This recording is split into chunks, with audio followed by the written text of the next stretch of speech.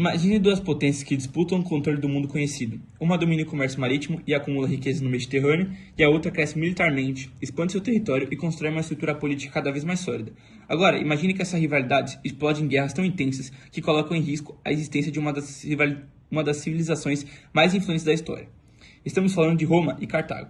E hoje nós vamos debater não apenas a Segunda Guerra Púnica, quando Roma quase foi destruída por Aníbal, mas também a Terceira Guerra Púnica, quando Roma decidiu eliminar Cartago definitivamente do mapa. Eu sou o Vitor e esse é o nosso episódio especial sobre o auge e o fim da maior rivalidade do Mediterrâneo antigo.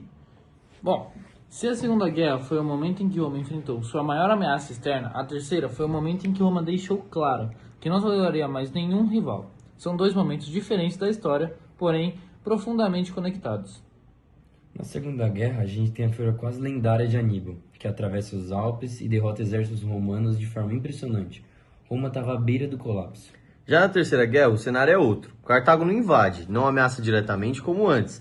Mesmo assim, Roma decide cercar, invadir e destruir completamente a cidade.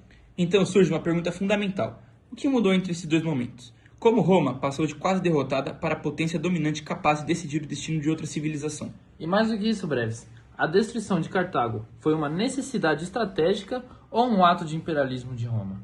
Porque na Segunda Guerra, a gente vê um conflito de sobrevivência. Já na Terceira, vemos uma decisão política de eliminação.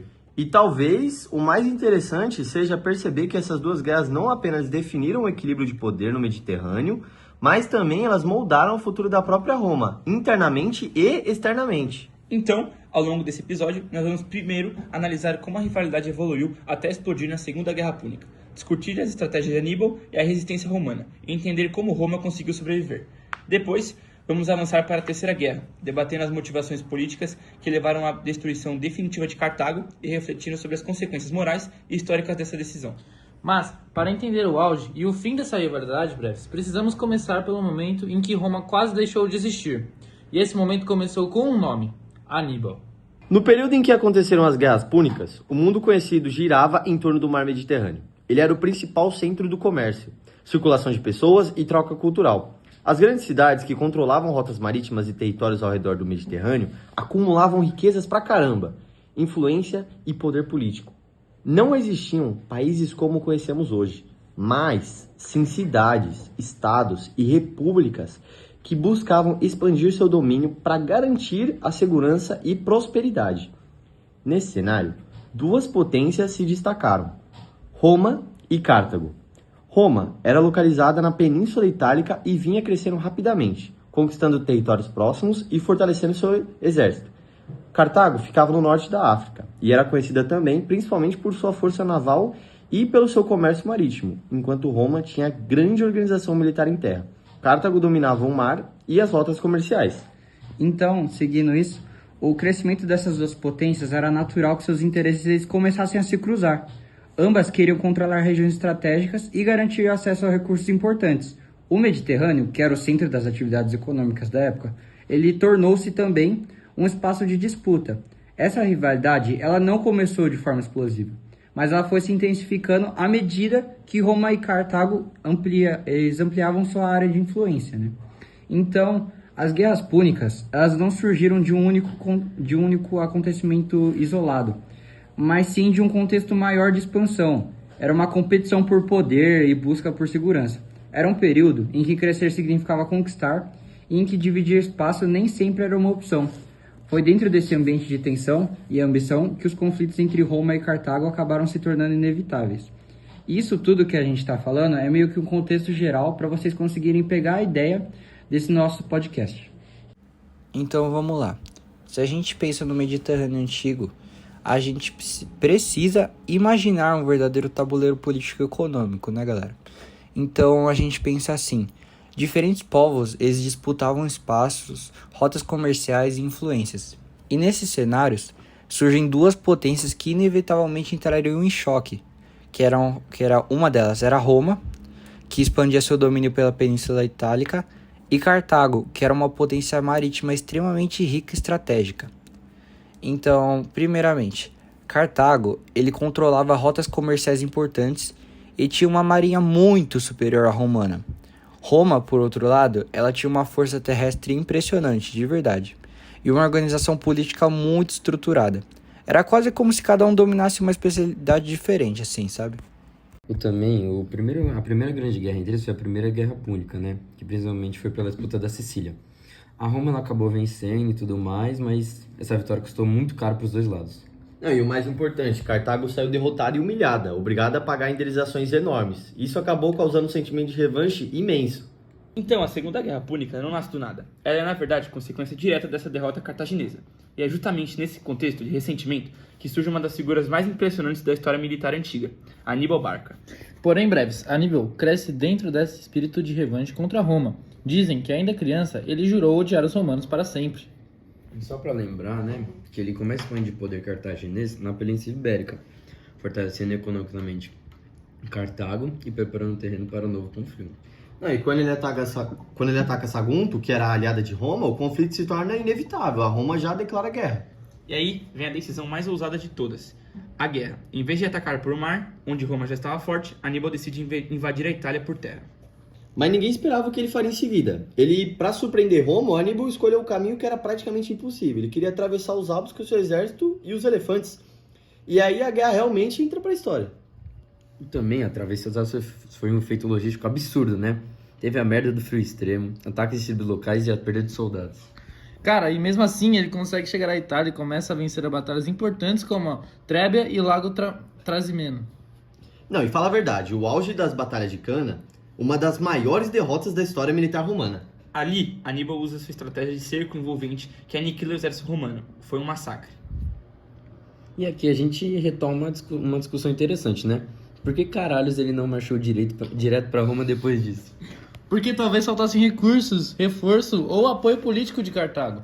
Não era tão simples assim.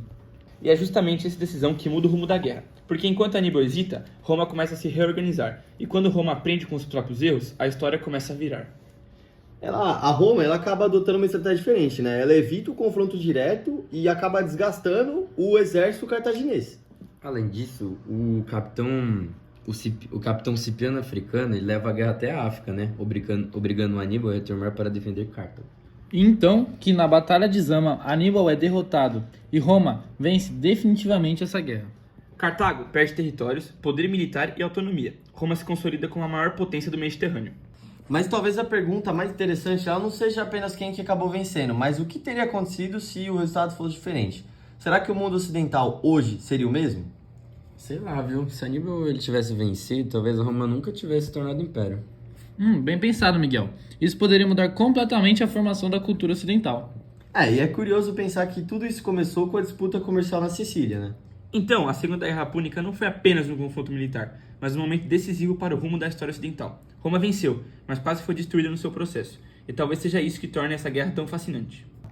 Mas deixa eu provocar vocês com uma questão mais profunda. Roma justificou a destruição de Cartago como medida de segurança, só que depois disso, ela passa a agir de uma forma cada vez mais expansionista.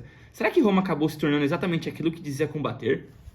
Sei lá, viu? Eu acho que sim, porque até a Segunda Guerra, Roma ainda podia alegar que estava reagindo a ameaças reais, como a invasão de Aníbal. Mas na terceira já, a ameaça era muito mais política do que militar, né? Mas a política também é uma forma de poder, né? Uma cidade rica, estrategicamente localizada e com histórico de rivalidade pode sim representar perigo a longo prazo. Só que eliminar completamente esse rival muda o patamar. Não foi uma derrota, foi uma aniquilação. Isso mostra que Roma já estava pensando como império. E isso cria um precedente perigoso também, porque depois de Cartago, Roma continua expandindo. Macedônia, Grécia e tudo mais.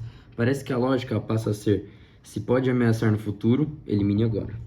Então vocês estão dizendo que a Terceira Guerra marca a transição de Roma de potência regional para potência imperial consolidada?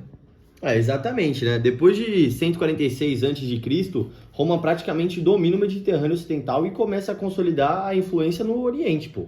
E isso nos leva a outra questão importante. Quais foram as consequências internas dessa vitória para Roma? Bom, com a destruição de Cartago, Roma ganha mais território, mais escravos e mais riqueza. Só que isso também aumenta as desigualdades sociais dentro da própria república.